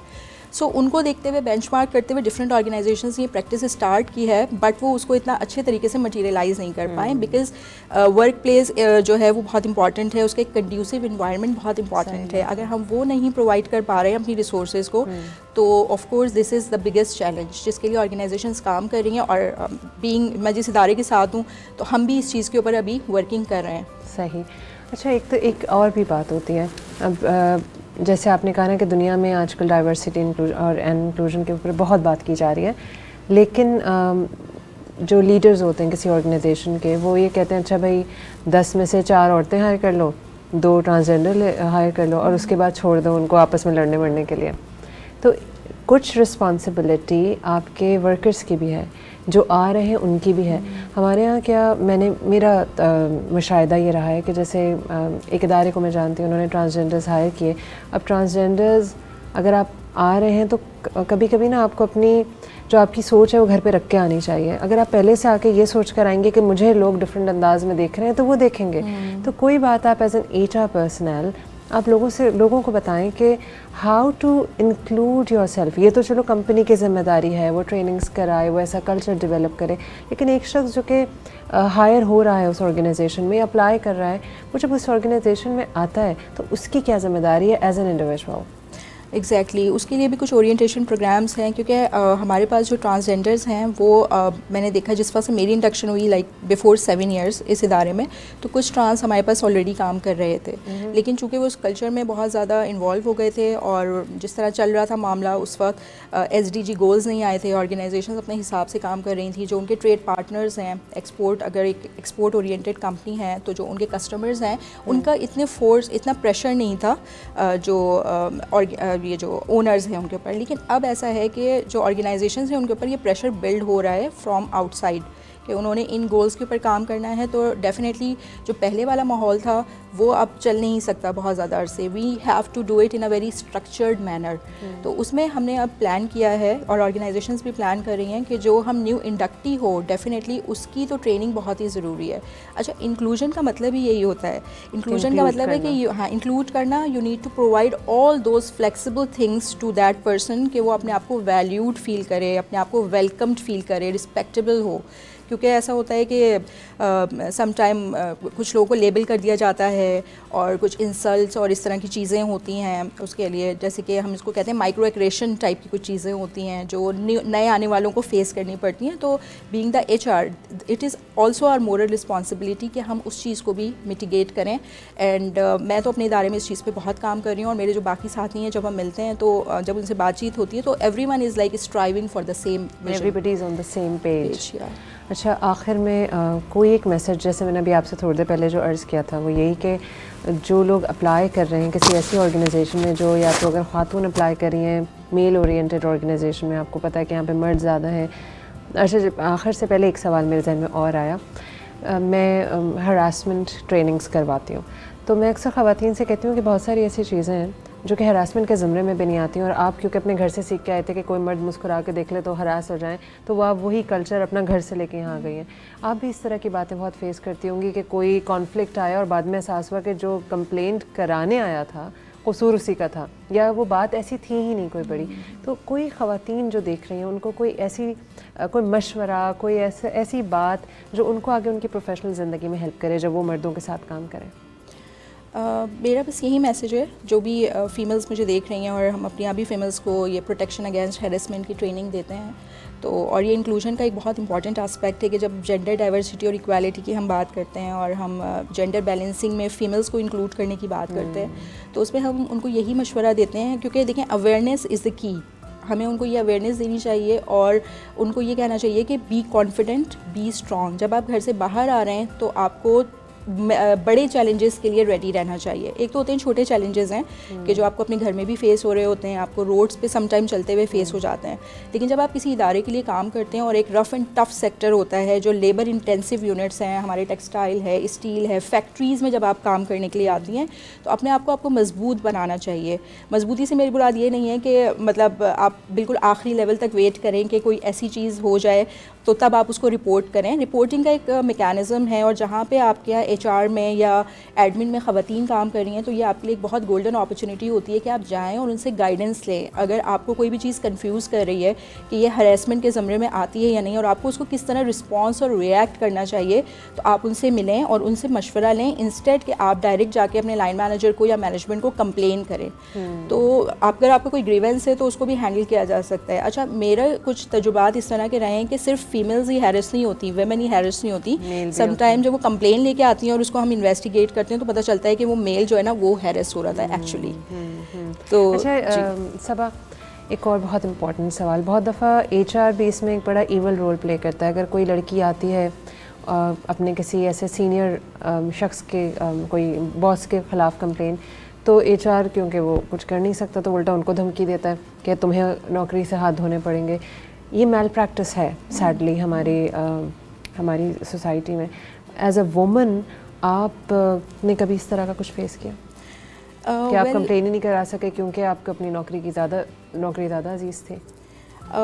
ऐसा नहीं है, इसका एक छोटा सा एक और अगर इंसिडेंट हुआ करे तो फिर कहाँ जाए, ये दूसरा सवाल का दूसरा। जी।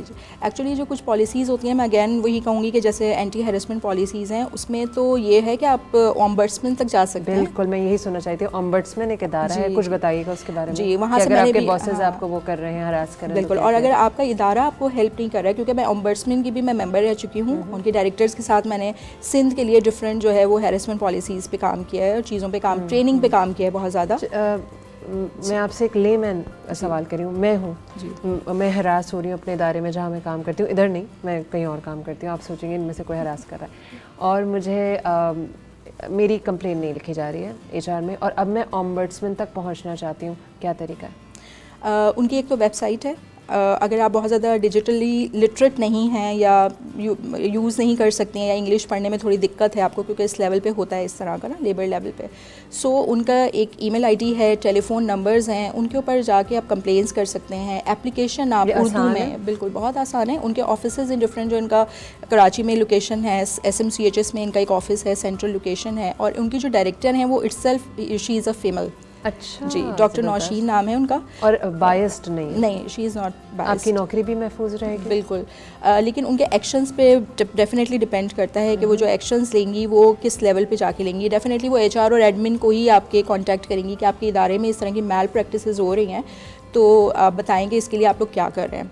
और वैसे तो अब इनैक्टमेंट हो गई है लॉ में। नाम जैसे अगर मैं जाती हूँ तो क्या मैं एनोनिमस रहूँगी, और वो फिर अगर मैं कंप्लेन कराती हूँ कि मैं अपनी नहीं, एनोनिमस एनिमोसिटी का कोई ऐसा उसके अंदर वो नहीं है। उसमें एक सबसे बड़ा यही एक चैलेंज भी है, और मैं कहूँगी कि एक लिहाज से ये बेहतर भी है कि यू शुड बी, अगर जॉब का तो देखें उसमें जॉब जाने का उसमें ख़तरा नहीं होता है, क्योंकि वो ये गारंटी देती हैं कि आपके अगेंस्ट जो भी किसी के अगेंस्ट भी इंक्वायरी होगी ये चीज़, तो वो ये श्योरिटी लेती हैं और उनको गवर्नमेंट की तरफ से इस चीज़ की ये पाबंद हैं, बाउंड हैं कि जॉब पे उनकी कोई हर्फ नहीं आएगा। और ये चीज़ तंगा के छोड़ दें अलग बात है। हाँ, ये बात ये तो सीधा ऐसा होता है वैसे, इट हैपेंस नॉर्मली कि इतना तंग किया जाता है, इतना टारगेट किया जाता है कि फीमेल्स पे वो कहती है कि मैं जॉब छोड़ ही देती हूँ।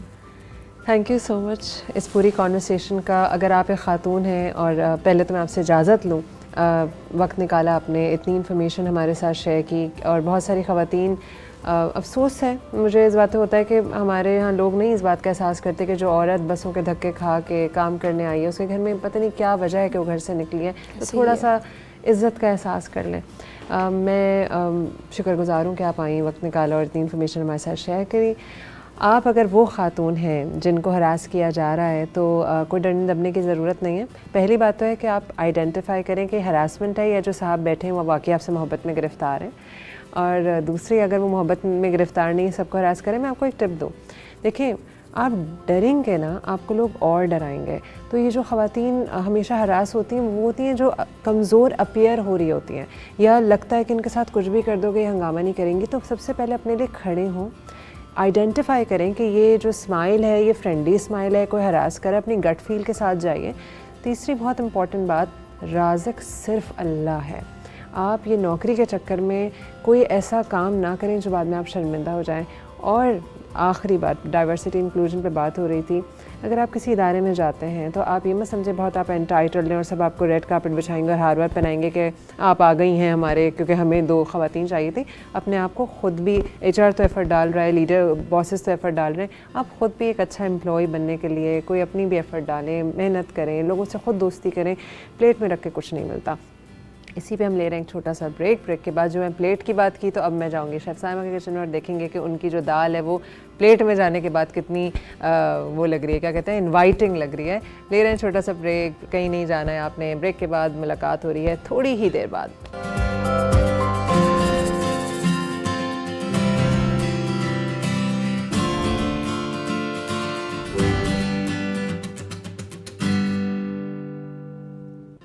Welcome back after the break. और अब मैं जहाँ मौजूद हूँ वहाँ बहुत अच्छी खुशबू आ रही है। वो एक क्या कहते हैं, ढाबे, मुझे वो ढाबे वाली खुशबू आ रही है।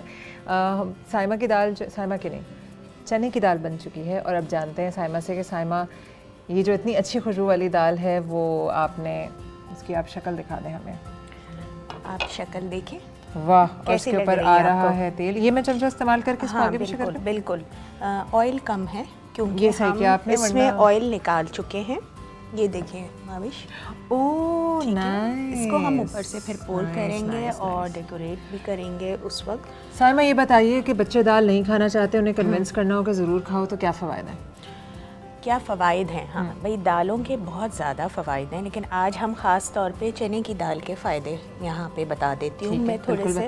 माविश, के आप जानती हैं कि चने की दाल जो है वो हमारे स्किन के लिए कितनी अच्छी है? Really? तो जी बिल्कुल, क्योंकि इसमें एक ऐसा नेचुरल न्यूट्रेंट होता है जो एक्सफोलिएशन का काम करता है। अच्छा, फेस के ऊपर लगाने के नहीं, जब अगर आप इसको खाती हैं तो ये अंदरूनी तौर पे जो काम करता है, अभी तो मैं आपको वो बता रही हूँ कि स्किन के लिए इतना अच्छा है, क्योंकि वो जो है चने की दाल फाइट अगेंस्ट करती है एक्नी के, हमारा ब्लैक हेड्स नहीं बनने देती, और जो हमारी डेड स्किन है, यानी तमाम दालें, बट इसमें एक ख़ास किस्म का न्यूट्रेंट शामिल है नेचुरली जी।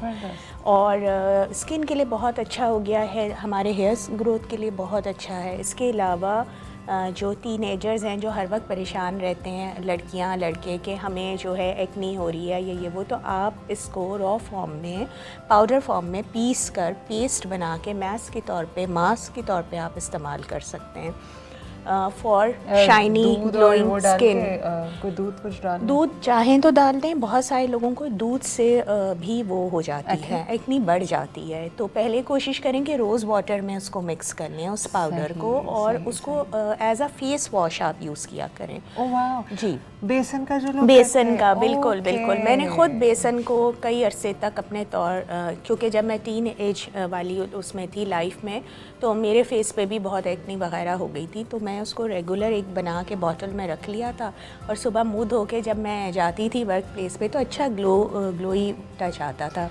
इसके अलावा जो है जो लोग डायबिटीज़ का शिकार होते हैं वो ये दाल खा सकते हैं, क्योंकि ये बहुत डायबिटिक फ्रेंडली जो लोग डाइट करना चाहते हैं, क्योंकि ये जो है आपके इंसुलिन को इम्प्रूव करती है, इंसुलिन के जो रिस्पांस को इम्प्रूव करती है, और आपके ब्लड शुगर को बढ़ने नहीं देती।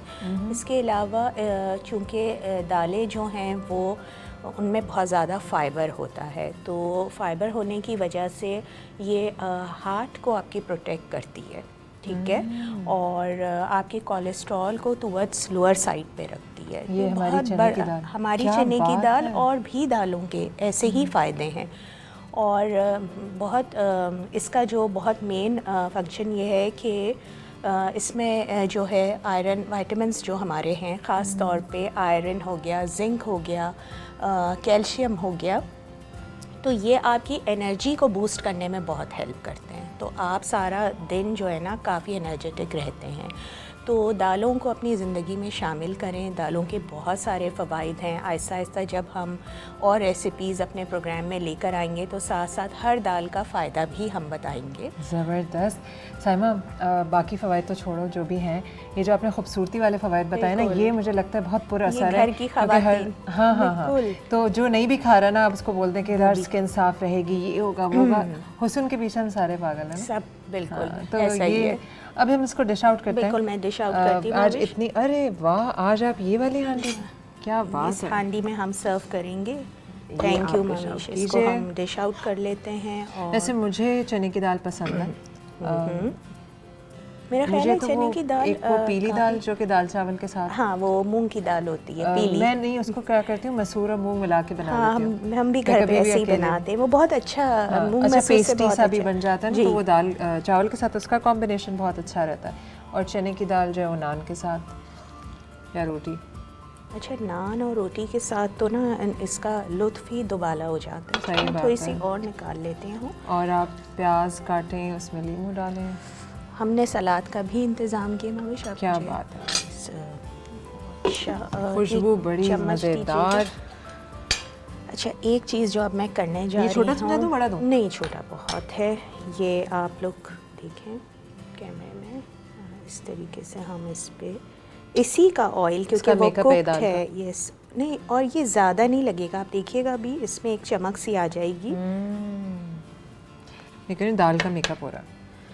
और हम इसमें थोड़ा सा धनिया डाल देते हैं अपना। हम एक साइड पे ही मैं डाल रही हूँ, थोड़ा सा आज डिफरेंट स्टाइल से इसको डेकोरेट करेंगे।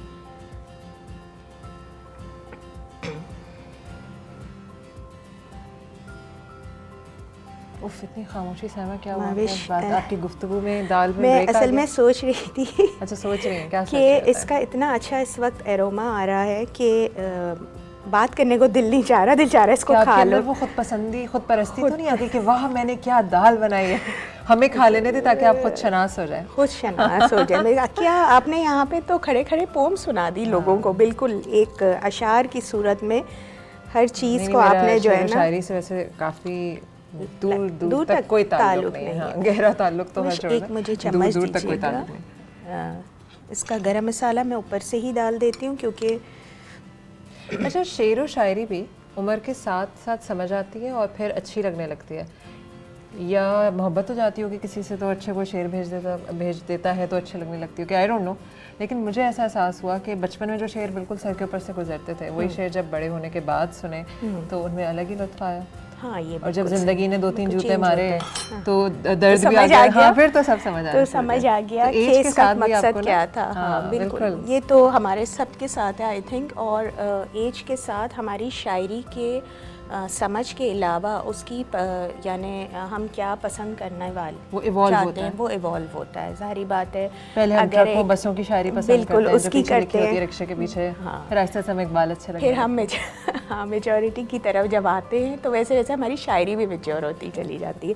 हैं। लेकिन जो मुकाबला किसी का है ही नहीं, जो रिक्शे के पीछे शेर लिखा है ना साइमा, उसका मुकाबला नहीं। ये तो मतलब जिसे कहना चाहिए ना अंत और वो है। ऐसे आपके दिल की आवाज़ सामने लिखी हुई होती है, आप कहते हैं यार क्या बात है ना? किसी दिन हम शो करेंगे रिक्शे के पीछे के शेर। हाँ बिल्कुल, क्यों बसों नहीं, के क्योंकि पीछे, है ना? बहुत इनको पढ़ने में भी, क्योंकि आपने मज़ा देखा आता होगा अक्सर शॉप्स वगैरह ने भी अपना ये स्टाइल बनाया हुआ है कि वो लोगों को अट्रैक्ट करने के लिए, क्लाइंट्स को अट्रैक्ट करने के लिए ऐसे ऐसे जो है ना वो लगा देते हैं, जो हम शेरों उस पर बसेस और ट्रक्स के पीछे देखते हैं। भावेश आखिर में अब हम इसको टच देंगे बटर से, और बटर इसमें डाल देंगे। अब ये डिपेंड करता है किसने कितना बटर डालना है, और बटर डाल के एंड ये हमारी ये हो दाल गया का हमारा लुक final आ गया touch। है। इसको वहाँ रख देते हैं। जी आप कैमरे में दिखा सकते हैं। अब ज़बरदस्त। दाल हमारी रेडी है और इसको हम सलाद और इससे सर्व करेंगे। एक सेकेंड। क्या बात है साइमा, दाल और इतनी खूबसूरत एक तो दाल और इतनी लेकिन खाने का दिल चाह रहा है ना, प्रेजेंटेशन बहुत presentation ज़रूरी जो है है वो ऐसी होनी चाहिए कि कि आप कुछ भी पका लें, अच्छा बच्चे जो हैं खुशी खुशी खाएं उसको।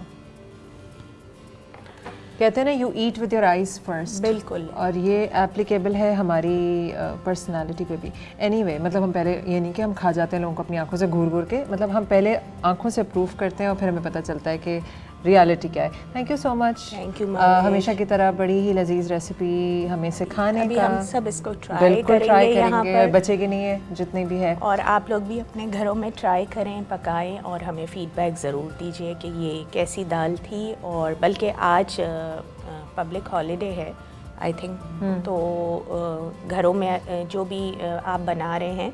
अच्छा, इस डिश का मैं एक और बात भी बताती चलूँ यहाँ पर कि जैसे आपके यहाँ दावतें वगैरह होती हैं तो लोग पसंद करते हैं कि एक साइड में ऐसी डिश भी हो जो गोश्त से हट के हो, तो ये दावतों के लिए बहुत बेस्ट दाल है। तो आप लोग ज़रूर ट्राई करें और हमें बताएं। बिल्कुल। इसी के साथ हम रैप अप करते हैं प्रोग्राम को। आपने ये दाल बनानी है और हमारा जो YouTube पे आप जब वीडियो देखें और तो नीचे ज़रूर फीडबैक दीजिएगा। एक फ़ीडबैक आपका ये होना चाहिए कि वो दाल जो आप बनाई वो कैसी लगी और दूसरे लोगों ने क्या तारीफ़ की। और दूसरा, अगर आप कोई चाहते हैं कि कोई नई चीज़ साइमा से सीखें तो हमारा फेसबुक पेज भी है एज नाउ TV का, और हमारा YouTube का भी चैनल है। आप ज़रूर वहाँ पर अपना फ़ीडबैक दीजिए ताकि हम साइमा से वो मज़ेदार चीज़ जो आपने फरमाइश की है हम यहाँ बनवाएंगे और हम मज़े मज़े से खाएंगे, और आपको ख़ुद बनानी पड़ेगी।